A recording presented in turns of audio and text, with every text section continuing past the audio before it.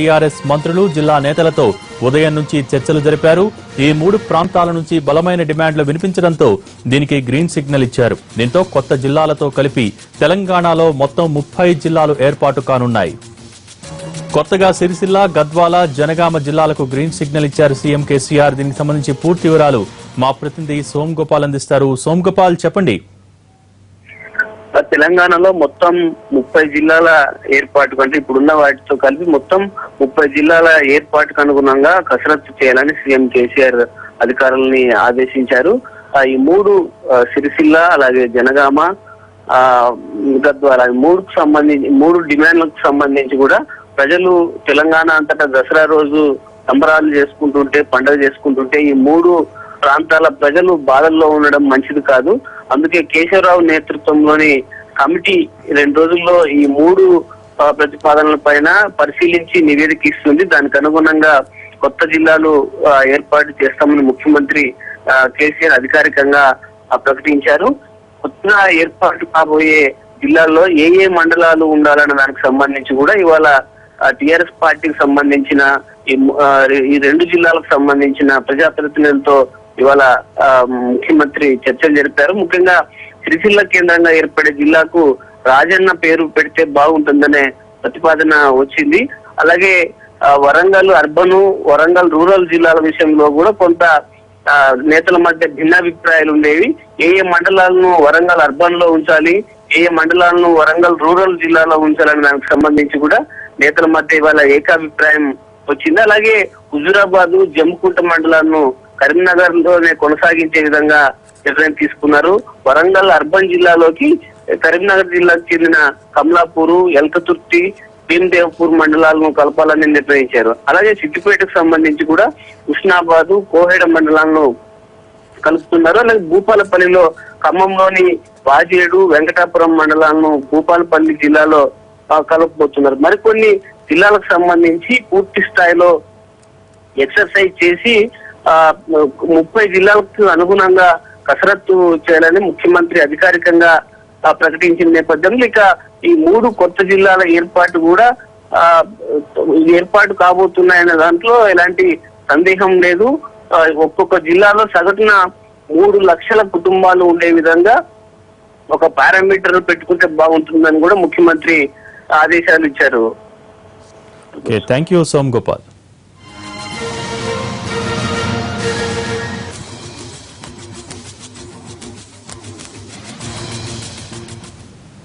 DK అరుణపై TRS నేతలు fire అయ్యారు. రాజీనామా ఎలా చేయాలో టీఆర్ఎస్ ని అడిగినా చెప్పేవాళ్లమన్నారు ఎంపీ సుమన్. ఆమె చేసిన రాజీనామా చూస్తుంటేనే గద్వాల జిల్లా కావటం కంటే ఎమ్మెల్యే పదవే ముఖ్యమని తేలిపోయిందని అన్నారు. అరుణ చేసిన రాజీనామా ఫార్మెట్ చూస్తే స్పీకర్ చెత్తబుట్టలో వేస్తారని అన్నారు ఎంపీ వినోద్. అరుణ గారు స్ట్రైట్ గా రాజీనామా చేయలేదండి. ఒక శాసనసభ్యుడు కానీ ఒక పార్లమెంట్ సభ్యుడు రాజీనామా చేస్తే 3 లైన్లు ఉండాలి. అది షెడ్యూల్ చూపించారు. దాని ప్రకారంగా రాజీనామా చేస్తే రాజీనామా అనాలి. కండిషనల్ రాజీనామా అనకూడదు. మీరు రాజీనామా అనొద్దు. దాన్ని రాజీనామా అంటే జస్ట్ 2 లైన్లు ఉంటుంది అన్నట్టు, దాన్ని రాజీనామా అంటారు. నేను ఇందుకోసం రాజీనామా చేస్తున్నంటే స్పీకర్ తీసి చెత్తపుట్లేస్తాడు. అర్థమైందా అండి? చెల్లదు అది. రాజీనామా పత్రం ఎప్పుడు వెళ్తుందంటే 2 లైన్ రూల్ నెంబర్ 142 కింద రాస్తేనే రాజీనామా అంటారు. నేను రాజీనామా చేసి తెలంగాణ కోసం రాజీనామా చేశారు కాంగ్రెస్ వాళ్ళు, తెలుగుదేశం వాళ్ళు. అవి రాజీనామా పత్రాలు కాదని అప్పుడే చెప్పినాం. మేము రాజీనామా చేయాలంటే ఇంకా మేము చేసినాం. నేను చేసిన రాజీనామా యాజ్ ఎంపీ, హనుమకొండ ఎంపీగా రాజీనామా చేసిన. That was accepted with in 48 hours లోపల. మేము తెల్లారి మళ్ళీ పోటీ చేసాం, మళ్ళీ గెలిచాం. అది రాజీనామా అంటారు. నిజంగా కూడా జిల్లా కోసం పోరాటం చేసేటటువంటి పద్ధతుల్లో ఆమె ఎన్నడూ కూడా పోలే. ఆమె ఎన్నడూ కూడా ఆ రకంగా ఆమె ప్రవర్తించలే. పక్కకున్నటువంటి వాళ్ళని కూడా కనీసం ఎన్నడూ కలుపుకొని పోలే. ఆమెతో ఎవరు కూడా కలిసి రాలే. ఇవాళ ఆమె చేసినటువంటి రాజీనామాలు ఎట్లా చేయాలో టీఆర్ఎస్ వాళ్ళని అడిగితే చెప్తారు కదా. రాజీనామా ఫార్మేట్ అంటే రాజీనామాలు చేసి ఉన్నటువంటి పార్టీ కదా. ఆనాడు ఇదే కాంగ్రెస్ వాళ్ళు మమ్మల్ని ఏం తిట్టిర్రు? టీఆర్ఎస్ అంటే తెలంగాణ రాష్ట్ర సమితి కాదు, తెలంగాణ రాజీనామాల సమితి అని చెప్పి మాకు పేరు పెట్టినటువంటి వాళ్ళు కాంగ్రెస్ పార్టీ వాళ్ళు. ఇవాళ ఆమె కేవలం వార్తాపత్రికల్లో కనబడడం కోసం, టీవీల్లో కనబడడం కోసం, ఏదో హైప్ పెంచుకోవడం కోసం చేసిన. హైదరాబాద్ మీర్పేటలో దారుణం జరిగింది. ఆడపిల్ల పుట్టిందని భార్యను ఇంటి నుంచి గెంటేశాడు ఓ భర్త. 3 ఏళ్ల క్రితం మాధురిని ప్రేమించి పెళ్లి చేసుకున్నాడు శ్రీకాంత్. 25 రోజుల క్రితం ఓ పాపకు జన్మనిచ్చింది. ఆడపిల్ల పుడితే కాపురం చేయమని ముందే షరతు విధించాడు శ్రీకాంత్. తన ఫిర్యాదును పోలీసులు పట్టించుకోవటం లేదని ఆరోపించింది తబిత.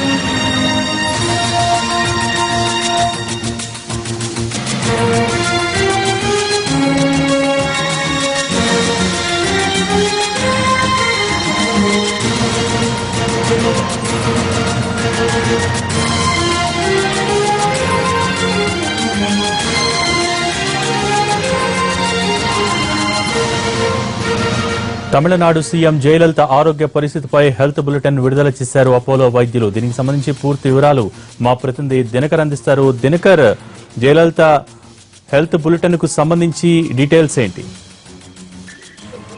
నిన్నటి నుంచి ఈ రోజు రెండో రోజు కూడా కంటిన్యూగా కూడా హెల్త్ బులెటిన్ రిలీజ్ చేయడం జరిగింది. అయితే ఇప్పటివరకు అధికారులు ఇచ్చినటువంటి సమాచారం వరకు అయితే the treatment plan including appropriate antibiotics and respiratory support అంటే ఏదైతే శ్వాసకోశకు సంబంధించి దాదాపు యాంటీబయాటిక్స్ ఇస్తున్నటువంటి మేము దానికి సరిగా స్పందిస్తున్నారు. దీన్ని ఏదైతే కోర్సు రికార్డు జాన్ బ్యాలెన్స్ ఇచ్చినటువంటి కోర్సు ఏదైతే ఉందో దాన్ని కంటిన్యూగా మేము వాడుతున్నాము. అమ్మకు పూర్తి స్థాయి చికిత్సలో భాగంగా వీటిని అందజేస్తున్నామని చెప్తున్నా దీంట్లో మెన్షన్ చేయడం జరిగింది. ప్రజెంట్ ఏదైతే కోర్సు ఉందో దానికి ఆవిడ అడిక్వేట్లీగా అంటే సరైన బాగా రెస్పాండ్ అవుతున్నారని కూడా డాక్టర్లు తాజాగా ఇచ్చినటువంటి బ్రిటన్ లో చెప్పడం జరిగింది. Comprehensive treatment has been given to her. A team of doctors are collectively monitoring her treatment. Doctor honourable chief minister ఇంకా కొద్ది రోజుల పాటు ఇక్కడే ఉంది ఈ రకమైనటువంటి ట్రీట్మెంట్ ని పూర్తి స్థాయిలో కొనసాగించాలని చెప్పి మేము భావిస్తున్నాము. సో ఇప్పట్లో ఆవిడకి సంబంధించినటువంటి పూర్తి స్థాయి చికిత్స ముగిసేంత వరకు కూడా మేము నుంచి కంప్లీట్ చేయలేదన్నట్టుగా డాక్టర్ ఇచ్చినటువంటి బ్రిటన్ ద్వారా మనం తెలుసుకోవచ్చు. అయితే ఏదైతే శ్వాసకోశకు సంబంధించి ఉందో దాదాపు సెప్టిసిమియా అంటారు డిసీజ్ ని, నాళాలకు సంబంధించి ఊపిరితిత్తులకు సంబంధించి బ్లడ్ లో ఏదైనా ఇన్ఫెక్షన్ వస్తే దాని మూలంగా వచ్చేటువంటి రోగం కనుక దీనికి లండన్ నుంచి వచ్చేటువంటి డాక్టర్లు ట్రీట్మెంట్ ఇవ్వడం జరిగింది. సో ఈ కోలుకోవాలంటే దాదాపు చాలా రోజులు పడుతుంది కూడా అనుకున్నటువంటి సమాచారం. దీనికి సంబంధించి ఇచ్చినటువంటి ట్రీట్మెంట్ మూలంగా ఆవిడ కోలుకుంటున్నారో ఆ యొక్క కోర్స్ ని మెడికల్ కోర్స్ ని కంటిన్యూ చేస్తున్నామని చెప్తున్నా ఈ రోజు ఇచ్చినటువంటి హెల్త్ బులెటిన్ లో ప్రకటించడం జరిగింది. ఇక ఈ రోజు ఉదయం నుంచి జరిగినటువంటి డెవలప్మెంట్స్ చూస్తే దాదాపు అన్నాడీఎంకే పార్టీకి సంబంధించినటువంటి మంత్రులు అలాగే మాజీ ముఖ్యమంత్రి ప్రస్తుత ఆర్థిక మంత్రి పన్నీర్ సెల్వం కూడా రావడం జరిగింది. దాంతో పాటు అన్నాడీఎంకే పార్టీకి సంబంధించినటువంటి అన్నాడీఎంకే పార్టీతో పొత్తు ఉన్నటువంటి హీరో శరత్ కుమార్ కూడా వచ్చారు. అలాగే దళిత నేత ఎవరైతే ఇక మొన్న జరిగినటువంటి ఎన్నికల్లో జయలలితను నివేదించినటువంటి దళిత నేత తిరుమావళం కూడా వచ్చి చూడడం జరిగింది. వీళ్ళందరినీ కూడా ఆయా వార్డు వరకు పరిమితం చేస్తున్నారు. అక్కడ ఉన్నటువంటి వాళ్ళు రిసీవ్ చేసుకుంటున్నారు. So okay, thank you Dinakar. నకిలీ విత్తనాలు అమ్మిన కంపెనీలను బ్లాక్ లిస్ట్ లో పెట్టామన్నారు మంత్రి పత్తిపాటి పుల్లారావు. నకిలీ విత్తనాలు అమ్మిన కావేరీ, జీవా కంపెనీలు రైతులకు వెంటనే నష్టపరిహారం చెల్లించకపోతే కఠిన చర్యలు తీసుకుంటామని అన్నారు. ఇటీవలే కురిసిన భారీ వర్షాలకు 1142,65,00,000 రూపాయల ఆస్తి నష్టం జరిగిందని, నష్టపోయిన రైతులకు 80% సబ్సిడీ విత్తనాలు అందిస్తామని అన్నారు ప్రతిపాటి.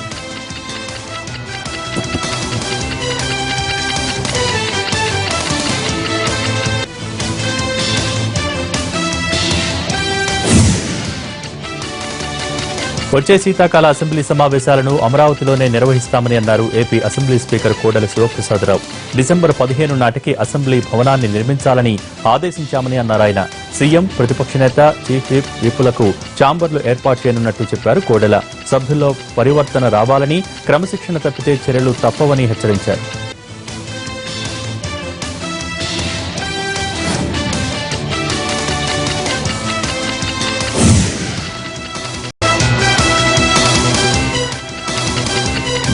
తాగుబోతుల ర్యాష్ డ్రైవింగ్ తో తీవ్రంగా గాయపడ్డ చిన్నారి సంజన ప్రస్తుతం మృత్యుతో పోరాడుతోంది. ఆమె తల్లి శ్రీదేవి కూడా తీవ్ర గాయాలతో చికిత్స పొందుతోంది. మరోవైపు ప్రమాదానికి కారణమైన తాగుబోతులు ఇంకా పోలీసులకు చిక్కలేదు. ఈ ప్రమాదంపై తాజా పరిస్థితిని ఘటనాస్థలం నుండి మా ప్రతినిధి శర్మ అందిస్తారు.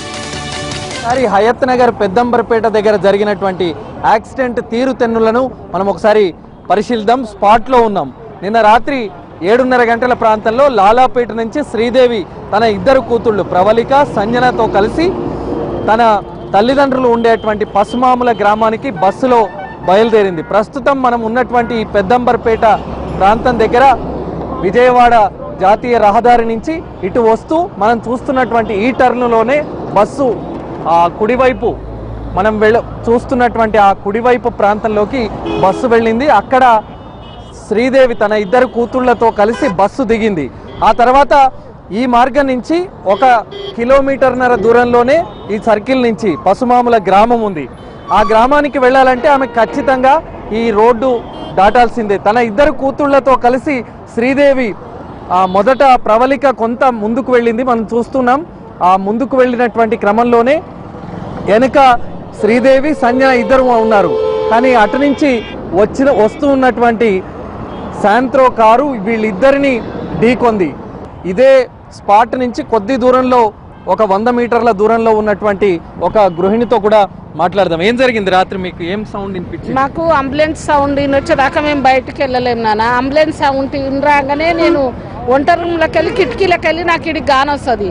కానీ రాగానే నాన్న ఏమో యాక్సిడెంట్ అయినట్టుందిరా, రోడ్డు మీద సప్పుడు వస్తుందంటే మా బాబు లేచిండు, వైట్ చైర్మన్ మా బాబు. యాక్సిడెంట్ అయ్యిందంట, పాప సీరియస్గా ఉందంట, ఆమెకు కూడా సీరియస్ ఉందంట, ఒక పాప కొంచెం మంచిగా ఉందంట అని అంతనే మాట్లాడినాం నాన్న. ఇక అంబులెన్స్ పోయేదాకా నిలబడ్డం, అలా లోపలికి వెళ్ళిపోయినా కానీ ఇడికి రాలే. రోడ్డు దాని వాళ్ళు వాళ్ళు తాగిన మత్తులో ఉండి ఆకాశంగా గుద్దిరు. పాప ఎగిరి అక్కడ పడ్డది. వాళ్ళ మమ్మీ కూడా చాలా ఇరుసుకపోయింది, చాలా దూరం వెళ్ళి. వాళ్ళు మరి పారిపోయారా? ఇక్కడ లేరు, వెళ్ళిపోయారు వాళ్ళు, దొరకలే. కార్ అయితే ఉంది, వెహికల్స్ ఉంది. ఉరికారా? అలా మందు బాటిల్స్ కూడా ఉన్నాయి కార్లో. ఈ పాదాచారులు కూడా వెళ్ళేటువంటి క్రమంలో అటు ఇటు చూసుకోకపోవడం వల్ల ఈ ప్రమాదాలు తరచూ జరుగుతున్నటువంటి ఘటన. నిన్న జరిగినటువంటి ఘటన కూడా అలాంటిదే. మరి ఈ సందర్భంలో ఇక్కడ తరచూ ఇలాంటి ప్రమాదాలు జరుగుతున్నాయి కాబట్టి మరి వీటి పట్ల మరి రోడ్ సేఫ్టీ అధికారులు తగిన చర్యలు తీసుకుంటే తప్ప ఈ ప్రమాదాలను నివారించేటువంటి అవకాశం లేనటువంటి పరిస్థితి మనకి ఇక్కడ చూస్తే కనిపిస్తుంది. కెమెరామెన్ లక్ష్మణ్తో అరవింద్ శర్మ, ఎన్టీవీ, హైదరాబాద్. రామానుజాచార్యుల కాలం నుంచి కొనసాగుతున్న ఆచారాన్ని టీటీడీ అడ్డుకుంటోందంటూ తిరుమల వీజీఓ కార్యాలయం దగ్గర భక్తులు ఆందోళనకు దిగారు. తాము నిష్ఠగా స్వయంగా వంటలు చేసుకునే విధానాన్ని అధికారులు అడ్డుకోవడంపై మండిపడ్డారు. దీనిపై మరింత సమాచారం మా ప్రతినిధి మోహన్ అందిస్తారు. శ్రీవారి వార్షిక బ్రహ్మోత్సవాల ధ్వజారోహణ కార్యక్రమం ఒకవైపు ప్రారంభమైతే మరోవైపు భక్తుల ఆందోళన కూడా ప్రారంభమైంది. స్వామివారి దర్శనార్థం అంటూ కూడా తమిళనాడుకు చెందినటువంటి భక్తులు నడకదారిన తిరుమల చేరుకుని 10 రోజుల పాటు నాలాయ దివ్య ప్రబంధనాన్ని పారాయణం చేస్తాం. అదేవిధంగా తాము తీసుకొచ్చినటువంటి సరుకులతోనే భోజన సౌకర్యాన్ని కూడా కొనసాగిస్తున్నటువంటి పరిస్థితి ఉంటుంది. దీన్ని విజిలెన్స్ అధికారులు ఈ ఏడాది అడ్డుకున్నారని చెప్పి కూడా భక్తులు వీజీఓ కార్యాలయం వద్ద ఆందోళనకు దిగారు. దీనికి సంబంధించినటువంటి వివరాలు కూడా భక్తులని తెలుసుకుందాం. ఏమైంది అసలు, ఎందుకు ఇలా ఇక్కడికి రావాలి? పోయినసారి మాకు అలాట్మెంట్ ఇచ్చినారు, ఈసారి ఈయనంటారు లెటర్ ఇయ్యలే. ఈసారి లెటర్ ఇవ్వకుండా 1000 వర్షంగా చేస్తాము. ఇది రామానుజులు పుట్టిది దాంట్లో ఉండి చేస్తా ఉన్నాము. ఇప్పుడు వచ్చి లేదంటే ఎట్టా ఇది ఏం చేయొద్దు అంటున్నారు మిమ్మల్ని ఇక్కడ? మాకు ఇక్కడ భోజనం చేయకూడదు ఉంటారు. మాకు భోజనం చేయాలా, మాకు 4 రూములు ఇచ్చి భోజనం చేసి మేము ఆ 4000 దివ్య ప్రబంధం సేవించి దాని అవతల ఆరాధన చేసి భజన చేసి ఆ భోజనం మేము భోజనం చేయాలా. మమ్మల్ని సారిన వాళ్ళకు ఒక 50 మందికి మేము చేయాలి. అంతదా, వేరే ఏం లేదు. మొత్తం ఎంతమంది భక్తులు వచ్చారు? మేము వచ్చిన్నాం స్వామి దండిగా. 1 lakh బాగుదేసి ఉంటాం. 1 lakh బాగుదేసి వచ్చుంటారు. 1 lakh బాగుదేస్తున్నా 2 దినాలు అన్నం తినలేదు. అంతా బయటకు ఉంటారు. 2 దినాలదా 2 దినాలు అన్నం తినలేదు. ఇప్పుడు ఊరికే ఉంటాము. చూడండి అంతా చూడండి, అంతా మా పైసలు వెళ్తా అబో 6 years అంతా బాగుండే. అప్పుడు మాకు సమస్య ఏమైనా చెప్తారు. ఎన్ని సంవత్సరాలుగా మీరు 1000 years అబ్బో 1000 years అంటే ఆడవారి కాలం ఉండి ఆడవారు చెప్తారు. తిరుమల ఒక నంద పోయి అన్నదానం చేసి ఉండే ప్రసాదం అందరికి ఇస్తా మీకు నిండు పుణ్యం. ఆ పుణ్యం తీరేటోళ్ళగా పుణ్యం చేరి దాని నుంచి రామాలు చెప్పినది దాకా మేము నస్తాము. ఏమి లేదు. గత 1000 సంవత్సరాలుగా ఈ విధమైనటువంటి సాంప్రదాయం కొనసాగుతుంది. స్వామివారి ఆలయంలో పూజా కైంకర్యాలు నిర్దేశించినటువంటి రామానుజాచార్యులకు సంబంధించినటువంటి బృందం ఇప్పటికీ అనాది కాలంగా అప్పటి సాంప్రదాయాన్ని కొనసాగిస్తున్నాం. 9 రోజుల పాటు తాము ఉపవాసాలతోని 4000 దివ్య ప్రబంధనకు సంబంధించినటువంటి పఠనాన్ని కొనసాగిస్తామంటూ కూడా భక్తులు ఆందోళన వ్యక్తం చేస్తున్నారు. ఇది ప్రస్తుతం తిరుమల భక్తుల ఆందోళన కారణంగా నెలకొన్నటువంటి పరిస్థితి. కెమెరా పర్సన్ శ్రావణ్తో మోహన్ ప్రసాద్, ఎన్టీవీ, తిరుమల. హైదరాబాద్ పహాడీ షరీఫ్ టీఎస్ పరిధిలో ఆయిల్ దందా గుట్టురట్టయింది. జల్పల్లి సమీపంలో జంతు కళేబరాలతో ఆయిల్ తయారు చేస్తున్నారన్న సమాచారంతో పోలీసులు విస్తృత దాడులు చేశారు. ఆయిల్ను తయారు చేస్తున్న 8 మంది సభ్యుల ముఠాను అరెస్ట్ చేశారు. 52 డ్రమ్ముల ఆయిల్, 8 టన్నుల కొవ్వును సీజ్ చేశారు అధికారులు.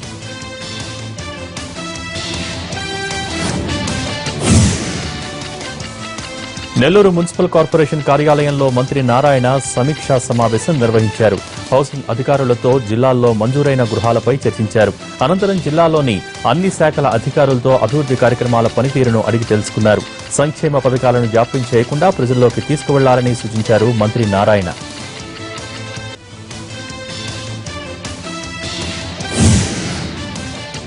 విభజన చట్టంలో హామీల అమలు విషయంలోనూ కేంద్రం మోసం చేస్తోందని విమర్శించారు ఏపీసీసీ చీఫ్ రఘువీరారెడ్డి. పన్ను రాయితీలు 7 జిల్లాలకే ఇవ్వడం దారుణమని ఆయన మండిపడ్డారు. ప్రత్యేక హోదాతోనే యువతకు ఉపాధి అవకాశాలు లభిస్తాయని, రాష్ట్రం అభివృద్ధి చెందుతుందని అన్నారు రఘువీర.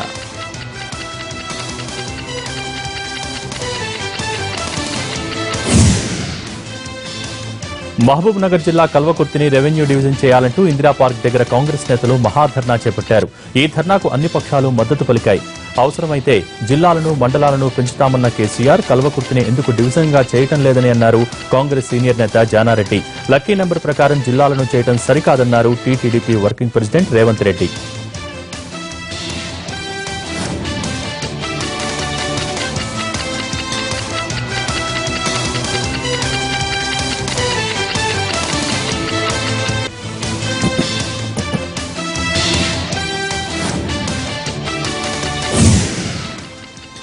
వరంగల్ జిల్లాలో కొత్త జిల్లాల పోరు ఉధృతమవుతోంది.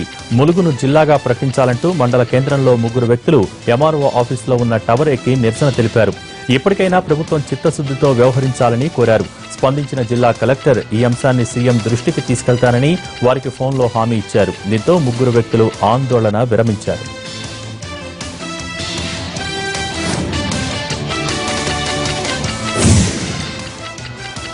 దొంగ నోట్లు చెలామణీ చేస్తున్న 5 ముఠా సభ్యులను రాజమండ్రి అర్బన్ పోలీసులు అరెస్ట్ చేశారు. వీరి దగ్గర నుంచి 15,84,000 నగదుతో పాటు దొంగ నోట్లను స్వాధీనం చేసుకున్నారు. అనపర్తి నుంచి రాజమండ్రి వైపు వస్తున్న మారుతి కారు, మరో 3 మోటార్ సైకిళ్లను పోలీసులు తనిఖీలు చేయడంతో అసలు విషయం బయటపడింది.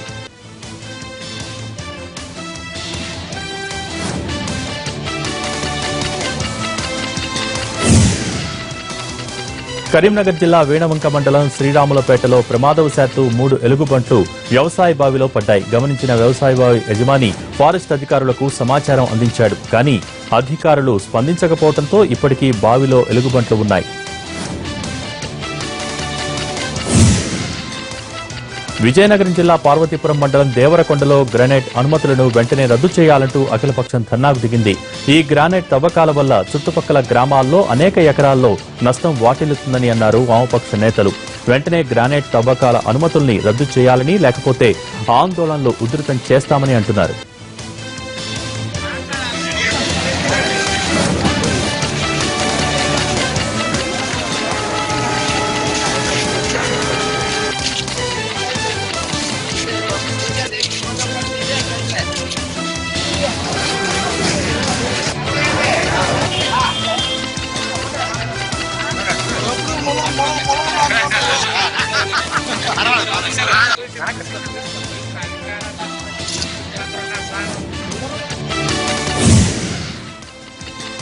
నిజామాబాద్ జిల్లాలో భారీ వర్షాలతో తీవ్ర పంట నష్టం ఏర్పడింది. బోధన్ మండలం పరిధిలో పత్తి, సోయా, మినుము పంటలు పూర్తిగా దెబ్బతిన్నాయి.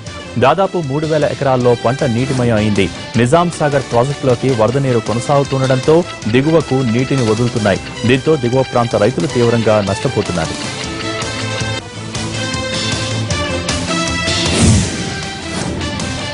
కరీంనగర్ జిల్లా వేములవాడ శ్రీ రాజరాజేశ్వరి దేవి ఆలయంలో దేవి నవరాత్రులు కన్నుల పండుగగా జరుగుతున్నాయి. 3వ రోజు అమ్మవారు బ్రహ్మచారిణి అలంకారంలో భక్తులకు దర్శనమిస్తున్నారు. అమ్మవారికి ప్రధాన అర్చకులు పూజలు నిర్వహించిన తరువాత భక్తులు దర్శించుకుని మొక్కులు చెల్లించుకున్నారు. రద్దీ కారణంగా దర్శనానికి 4 గంటల సమయం పడుతోంది.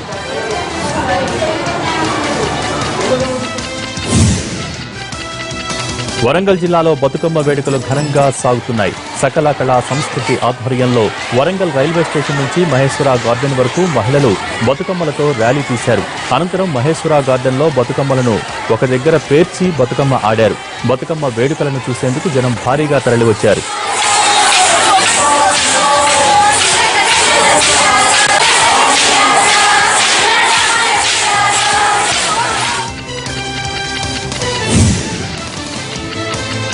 జపాన్ శాస్త్రవేత్త యోషినోరి ఒషిమికి వైద్య శాస్త్రంలో నోబెల్ బహుమతి లభించింది. ఆరోగ్యానికి సంబంధించి ఆటోఫేజీ విధానంలో పరిశోధనలకు గాను ఆయన ఎంపికయ్యారు.